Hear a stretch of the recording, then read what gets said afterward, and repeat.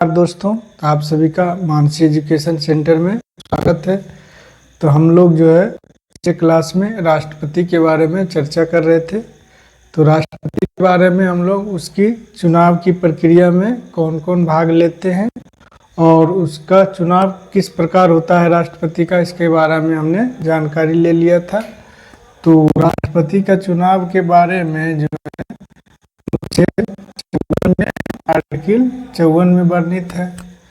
तो आर्टिकल जो है 54 में वर्णित है। तो आप इसमें देखे थे कि इसमें लोकसभा प्लस राज्यसभा प्लस विधानसभा के सदस्य भाग लेते हैं। विधानसभा के निर्वाचित जो सदस्य हैं वही इसमें भाग लेते हैं। तो लोकसभा, राज्यसभा प्लस विधानसभा, तो इतने जो सदस्य हैं इसके, यही सभी जो है राष्ट्रपति के चुनाव में भाग लेते हैं। और जो राष्ट्रपति का चुनाव होता है अप्रत्यक्ष होता है। क्या होता है? अप्रत्यक्ष, या तो इसको आप गुप्त मतदान कह सकते हैं। गुप्त मतदान होता है। गुप्त मतदान का मतलब है कि इसमें जो है जनता डायरेक्ट इसमें भाग नहीं लेती है। जनता द्वारा एमपी या एमएलए जो है राष्ट्रपति के चुनाव में भाग लेते हैं। और अगर चुनाव में कोई प्रक्रिया में अगर गड़बड़ी होता है तो इसका समाधान कौन करेगा? तो कोई बात होगा जो है समाधान न्यायालय करेगा। उच्चतम न्यायालय करेगा। तो इतना तक हम लोग समझ लिए थे पिछली क्लास में कि राष्ट्रपति का जो चुनाव है किस प्रकार होगा और इसमें कौन कौन भाग लेते हैं। तो चलिए इससे आगे हम लोग हमने देख लिया था कि इसमें जो है ऑर्डर तरीके से, यानी कि प्रेफरेंस तरीके से वोट डाला जाता है। जैसा कि अगर 3 लोग चुनाव में भाग ले रहे हैं, मतलब कि 3 प्रत्याशी हैं राष्ट्रपति के चुनाव के लिए। 3 अगर लोग हैं चुनाव में राष्ट्रपति के लिए, तो आपने देखा था कि अगर कोई एमपी हो, एमएलए यानी लोकसभा, राज्यसभा, विधानसभा के कोई भी सदस्य अगर वोट डालने जाएगा तो सभी को वोट डालेगा, पहला, दूसरा और तीसरा को। तो आप कहेंगे ये तीनों को डालेगा तो फिर जीतेगा कैसे? तो इसमें प्रेफरेंस डाला जाता है। कोई 1 नंबर को प्रेफरेंस देगा, यानी कि उसको पहला पसंद कौन होगा। अगर कोई पहले 1 नंबर पे डाला तो उसका पहला पसंद 1 नंबर है। अगर हो सकता है उसके दूसरा पसंद 3 नंबर का हो तो दूसरा वोट 3 नंबर को डालेगा। और उसके बाद तीसरा पसंद अगर 2 नंबर है तो फिर 2 नंबर डालेगा। अगर मान लिया जाए कोई पहला वोट यहाँ डाला, पहला यहाँ डाला, दूसरा यहाँ डाला, फिर तीसरा यहाँ डाला, तो हो सकता है पहला कोई यहाँ डाले, दूसरा यहाँ डाले और तीसरा यहाँ डाले। तो इस प्रकार जो है राष्ट्रपति के चुनाव में वोटिंग होती है। तो आप सुने होंगे कि राष्ट्रपति जो है 50,000 मतों से जीते, 60,000, 1 लाख मतों से जीते। तो यहाँ पे वो किस प्रकार होगा? तो आप तो कहेंगे कि लोकसभा में 545, राज्यसभा में 245, अब टोटल विधानसभा मिला के उतना सदस्य यानी कि नहीं होगा। तो 50,000 और 1 लाख वोट से इसकी गिनती कैसे ये राष्ट्रपति जीत जाते हैं? तो इसके बारे में किस प्रकार इसका, जैसे एक एमएलए या एक एमपी के वोट का वैल्यू किस प्रकार होता है। एक एमएलए यानी कि मेंबर ऑफ लेजिस्लेटिव असेंबली, यानी विधानसभा के सदस्य की एक, अगर विधानसभा के जो सदस्य हैं यानी कि विधानसभा के सदस्य, तो इनके बारे में हम लोग चर्चा करेंगे कि एक एमपी की वोट की वैल्यू कितनी होती है, एक एमएलए की वोट की वैल्यू कितनी होती है। तो इसके बाद हम लोग देखेंगे कि उनका किस प्रकार और कितना वोट आता है। तो आप देखेंगे कि राष्ट्रपति के चुनाव में बहुत सारे वोट पड़ते हैं। तो चलिए इसके बारे में हम लोग चर्चा। एक एमएलए की वोट की वैल्यू कितनी होती है? एक एमएलए की वोट वैल्यू इसकी कितनी होती है? तो इसका बराबर होता है, एक एमएलए की वोट की वैल्यू कितनी होती है? तो राज्य की कुल जनसंख्या, राज्य की कुल जनसंख्या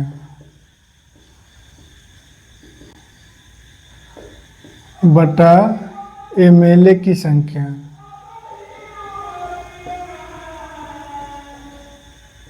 गुने 1000। ये क्या हो जाएगा, एक एमएलए की वोट की वैल्यू हो जाएगी। अगर एक एमएलए की वोट की वैल्यू निकालना है तो उस राज्य की कुल जनसंख्या बटा उसमें कुल कितना एमएलए का सीट है उसकी संख्या गुना 1000 कर देंगे, तो उसकी जो है एक एमएलए की वोट की वैल्यू निकल जाएगी। अगर एक एमपी की वोट वैल्यू कितना होगा, के चुनाव में राष्ट्रपति के चुनाव में कुल 11 लाख वोट पड़ते हैं। कितना, 11 लाख वोट डाले जाते हैं।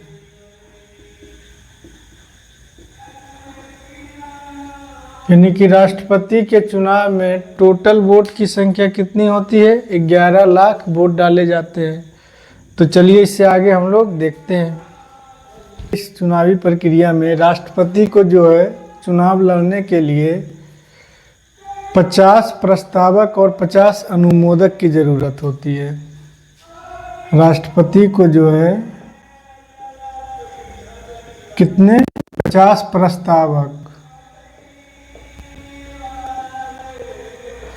50 अनुमोदक, यानी कि जो लिखित देते हैं, लिखित साइन करके देना होगा। 50 प्रस्तावक और 50 अनुमोदन करेगा। तो ये कोई भी यानी लोकसभा या तो राज्यसभा कहीं से भी हो सकता है।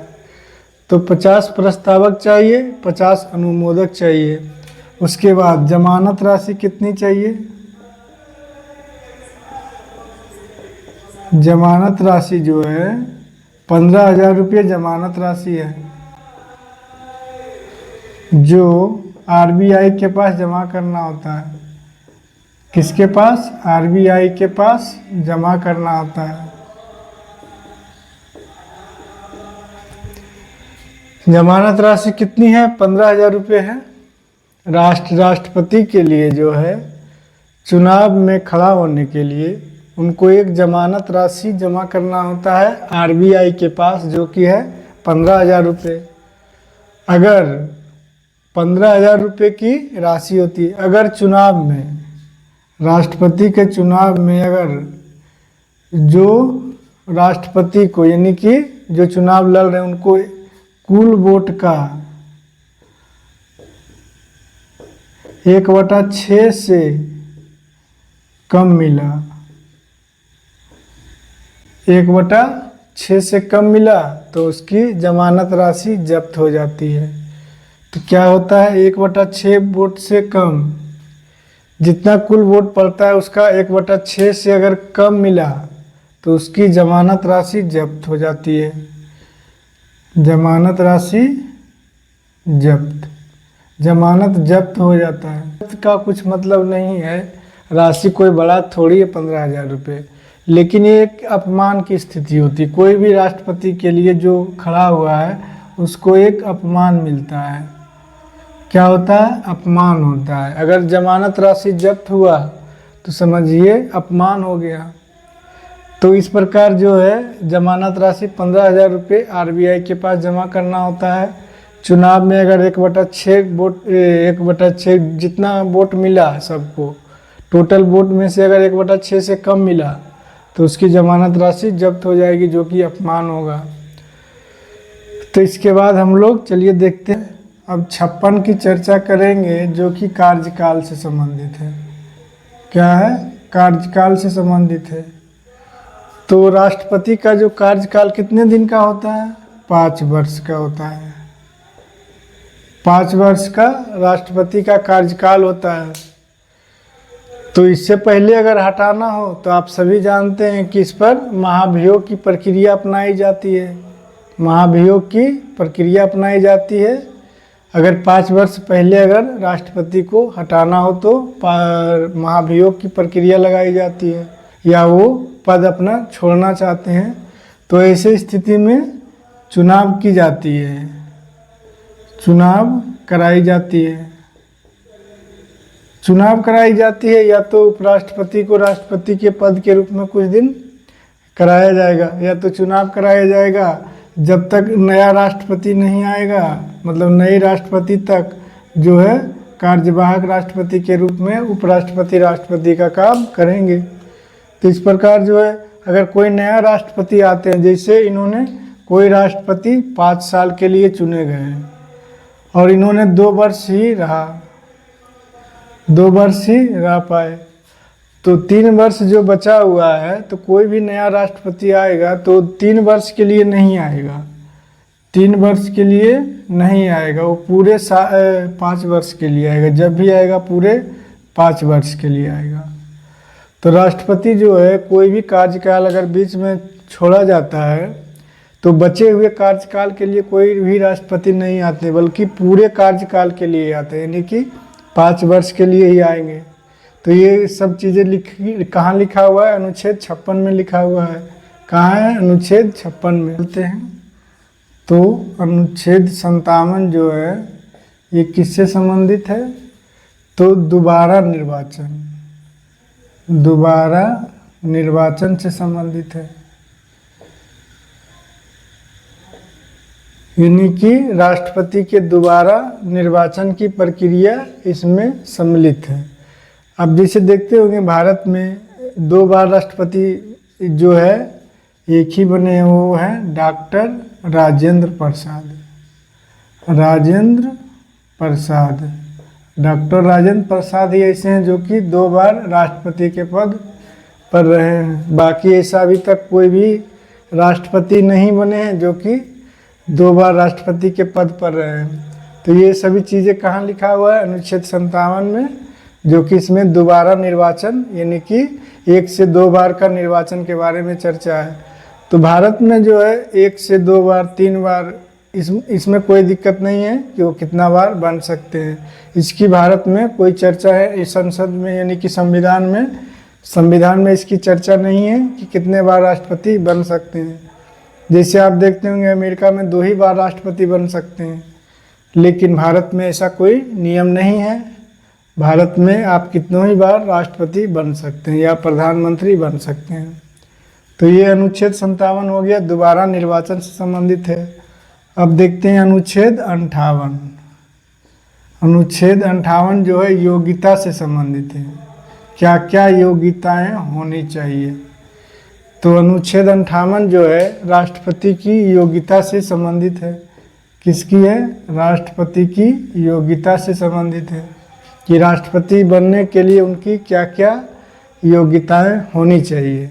तो पहली योग्यताएं होनी चाहिए कि वो भारत का नागरिक होना चाहिए, भारत का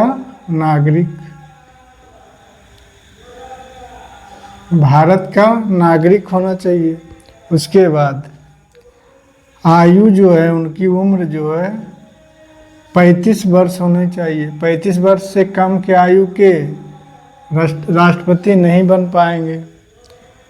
भारत का नागरिक होना चाहिए, यानी कि इलेक्शन कमीशन ऑफ इंडिया के जो वेबसाइट है उस पर रजिस्टर्ड होना चाहिए नाम। उसके बाद उनकी आयु जो है 35 वर्ष होना चाहिए।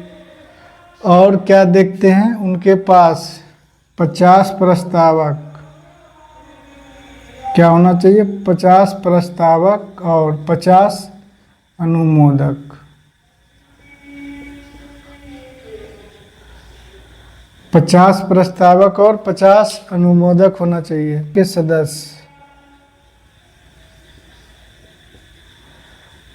के सदस्य बनने की योग्यता होनी चाहिए।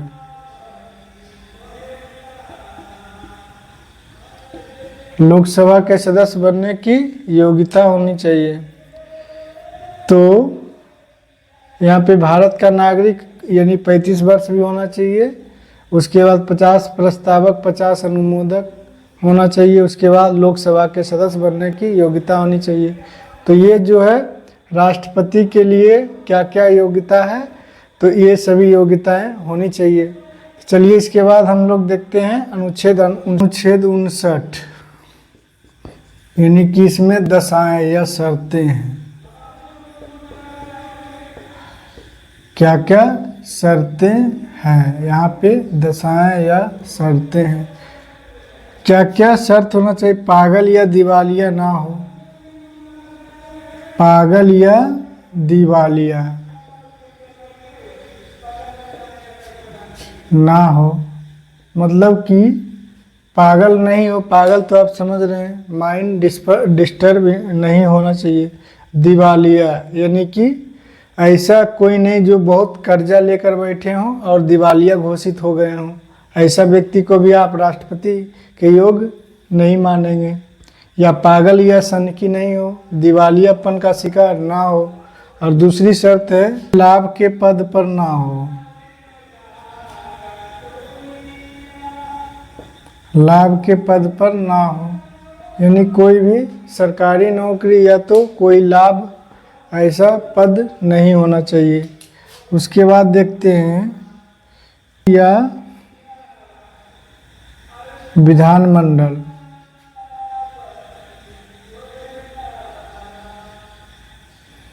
संसद या विधानमंडल किसी का सदस्य नहीं होना चाहिए, किसी का सदस्य नहीं होना चाहिए। यानी कि संसद यानी कि लोकसभा या राज्यसभा से व्यक्ति नहीं होना चाहिए, विधानमंडल से भी नहीं होना चाहिए। तो अनुच्छेद 59 में जो है दशाएं यानी कि शर्त के बारे में चर्चा की गई है। पागल या दिवालिया ना हो, बैंक करप्टिस को बोला जाता है दिवालियापन, जो कि बहुत कर्ज ले लिया हो और वो कर्ज नहीं चुका पाया हो, तो ऐसा व्यक्ति नहीं होना चाहिए। लाभ के पद पर ना हो, कोई भी सरकारी नौकरी में ना हो, कोई जितने भी सरकारी नौकरी हैं गवर्नमेंट के उसके पद पर ना हो तो उसको लाभ का पद माना जाएगा। और संसद या विधानमंडल के किसी का भी सदस्य नहीं होना चाहिए। तो इसके आगे हम लोग देखते हैं, तो अनुच्छेद 59 तक हमने चर्चा कर 8 के बारे में पढ़ते हैं, जो कि है शपथ से संबंधित। क्या है? शपथ। किसका शपथ? राष्ट्रपति का। तो राष्ट्रपति का शपथ के बारे में चर्चा की गई है। तो इनको राष्ट्रपति को जो है शपथ कौन दिलाएगा? तो शपथ जो है सर्वोच्च न्यायालय के, सुप्रीम कोर्ट के मुख्य न्यायाधीश, मुख्य न्यायाधीश यानी कि सुप्रीम कोर्ट के मुख्य जज इनको शपथ दिलाएंगे। सर्वोच्च न्यायालय के मुख्य न्यायाधीश शपथ दिलाएंगे। अगर मान लिया जाए सर्वोच्च न्यायालय के मुख्य न्यायाधीश नहीं है, सर्वोच्च न्यायालय के मुख्य न्यायाधीश नहीं है, तो कौन शपथ दिलाएगा? तो सुप्रीम कोर्ट के अन्य न्यायाधीश, अन्य न्यायाधीश। तो अन्य न्यायाधीश कितने हैं? अभी टोटल 33 हैं और एक मुख्य न्यायाधीश है। तो सुप्रीम कोर्ट के अन्य न्यायाधीश के वरिष्ठतम वकील, वरिष्ठतम व्यक्ति, सुप्रीम कोर्ट के अन्य न्यायाधीश जो सबसे उसमें 33 में से जो सबसे वरिष्ठतम रहेंगे वही इनको शपथ दिलाएंगे। यानी कि अगर राष्ट्रपति का जो शपथ होगा सुप्रीम कोर्ट के मुख्य न्यायाधीश दिलाएंगे, अगर वो अनुपस्थित रहते हैं तो उनके जो अन्य न्यायाधीश है उनमें से जो सबसे वरिष्ठतम है वही उनको शपथ दिलाएंगे। तो इतना हम लोगों ने शपथ के बारे में चर्चा कर लें। अब हम लोग अनुच्छेद 61 के बारे में, क्या है अनुच्छेद 61, इसमें क्या है? तो इसमें जो है राष्ट्रपति पर महाभियोग की प्रक्रिया है। क्या है? महाभियोग यानी कि राष्ट्रपति को किस प्रकार आप हटा सकते हैं। अनुच्छेद 61 में जो है महाभियोग लगाना यानी कि राष्ट्रपति को हटाने की प्रक्रिया है। तो आप किस प्रकार राष्ट्रपति को हटा सकते? प्रक्रिया में क्या होता है कि आप जैसा कि जानते हैं लोकसभा है, एक राज्यसभा है और फिर यहाँ पे कौन है? प्रेसिडेंट है। तो ये 3 अंग हैं सरकार के, यही 3 अंग हैं, लोकसभा, राज्यसभा और राष्ट्रपति। अगर कोई कानून बनाना हो तो पहले बिल लाइए लोकसभा में या राज्यसभा में, दोनों सदन से पारित करिए, राष्ट्रपति उस पर साइन करेंगे, उसके बाद ये कानून बनेगा। तो राष्ट्रपति को हटाने के लिए भी वैसा ही किया जाता है। आप उसका प्रस्ताव लेकर आइए लोकसभा में या राज्यसभा में। अगर राष्ट्रपति को हटाना हो तो आप प्रस्ताव जो है लोकसभा में लाइए या राज्यसभा में लाइए। आप दोनों सदन में से कहीं भी से भी शुरू कर सकते हैं, लोकसभा से या राज्यसभा से। यहाँ पे शर्त ये है कि 1/4 सदस्य यानी कि 25% सदस्य इसका अनुमोदन करना चाहिए। अनुमोदन यानी कि लिखित साइन करना होगा। 25 सदस्य का 1/4 सदस्य यानी कि टोटल जो संख्या है, जैसे लोकसभा की 545 है तो उसका 25% सदस्य जो है इसका अनुमोदन करना चाहिए। या राज्यसभा से अगर प्रारंभ होगा तो इसका भी 1/4 सदस्य यानी 25% जो है इसकी संख्या का 25% जो है इसका अनुमोदन करना होगा, लिखित देना होगा राष्ट्रपति को। या तो राष्ट्रपति को नहीं, अगर राज्यसभा से करना है तो सभापति को देना होगा। अगर लोकसभा से अगर अनुमोदन करना है तो अध्यक्ष को देना होगा। तो इसके बाद क्या होता है, अगर अनुमोदन मान लिया जाए हो गया लोकसभा से, 25% लोगों ने 1/4 सदस्यों ने इस पर अनुमोदन कर दिया, लिखित में दे दिया कि हमको राष्ट्रपति को हटाना है। तो उसके बाद क्या होगा, फिर इसका 2/3 सदस्य उपस्थित मतदान करने वालों का, इसके सदस्य का 2/3 सदस्य से इसको पारित कराना होगा। 25% सदस्य इसका अनुमोदन के लिए चाहिए, लेकिन पास कराने के लिए 2/3 सदस्य चाहिए। और सेम प्रोसेस यहाँ पर भी है। अगर राज्यसभा से भी अगर पारित कराना चाहते हैं तो यहाँ से भी 25% सदस्य जो है अनुमोदन करेगा, और पारित कराने के लिए यहाँ पर भी 2/3 सदस्य का प्रस्ताव होना चाहिए यहाँ से पास कराने के लिए। उसके बाद ही आप वहाँ से पास करा सकते हैं, तो वहाँ से पास माना जाएगा एक सदन से। तो इसके बाद क्या होगा कि मान लिया जाए लोकसभा से इसको 2/3 सदस्य ने पारित कर दिया, 2/3 सदस्य ने पारित कर दिया, तब कहाँ जाएगा, राज्यसभा जाएगा। लोकसभा से अगर पारित हुआ है तो फिर राज्यसभा जाएगा, राज्यसभा से भी पारित होगा तो राष्ट्रपति के पास जाएगा साइन के लिए। नहीं, राष्ट्रपति के पास नहीं जाएगा। उसके बाद जो है वो लोकसभा और राज्यसभा के बाद जो है वहाँ से पारित माना जाएगा। तो यहाँ पे जो पहले लोकसभा से, उसके बाद राज्यसभा से जाएगा। तो राज्यसभा में जाने से पहले मान लिया जाए लोकसभा में कोई पारित कर दिया गया कि राष्ट्रपति को हटाना है, 2/3 सदस्य ने उसको पारित किया। राज्यसभा में भेजने से पहले राष्ट्रपति को जो है 14 दिन पूर्व इसकी सूचना दी जाती है। 14 दिन पूर्व इसकी सूचना दी जाती है कि लोकसभा ने आपको यहाँ से सदस्य को हटाने का प्रस्ताव पारित कर दिया है। तो इसकी सूचना 14 दिन पूर्व ही राष्ट्रपति को दी जाती है राज्यसभा में जाने से पहले, यानी कि 14 दिन के भीतर राष्ट्रपति को पहले इसमें बताया जाती है। तो उसके बाद ही फिर राज्यसभा में पारित किया जाता है। अगर राज्यसभा से पारित होता है तो राष्ट्रपति को हटना पड़ेगा। तो इस प्रकार जो है अनुच्छेद 61 का प्रयोग करके महाभियोग की प्रक्रिया लगाई जाती है। तो चलिए हम लोग यहाँ तक देख लिए राष्ट्रपति के बारे में क्या क्या उनकी शक्तियाँ हैं। अनुच्छेद 52 से जो है 52 से 61 तक हमने देख लिया। तो चलिए एक बार फिर से हम लोग इसके जो टोटल जो अनुच्छेद है उसको एक बार रिवाइज करते हैं तक। 52, 53, 54, 55, 56, 57, 58, 59, 60 और 61। तो ये सभी जो अनुच्छेद हैं राष्ट्रपति के हैं। इसमें क्या क्या चर्चा थी, हमने एक जो है ट्रिक याद किया था, पकानी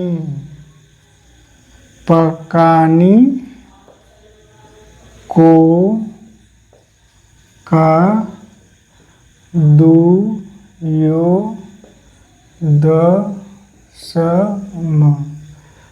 तो इसका ट्रिक हमने याद किया था 52 से लेकर 61 तक। पकानी कोका द्वयो दशम। इसके बारे में क्या क्या चीज़ था, तो इसमें जो है राष्ट्रपति के पद के बारे में हमने चर्चा किया। 53 में हमने का प्रधान होता है, इसके बारे में हमने चर्चा किया।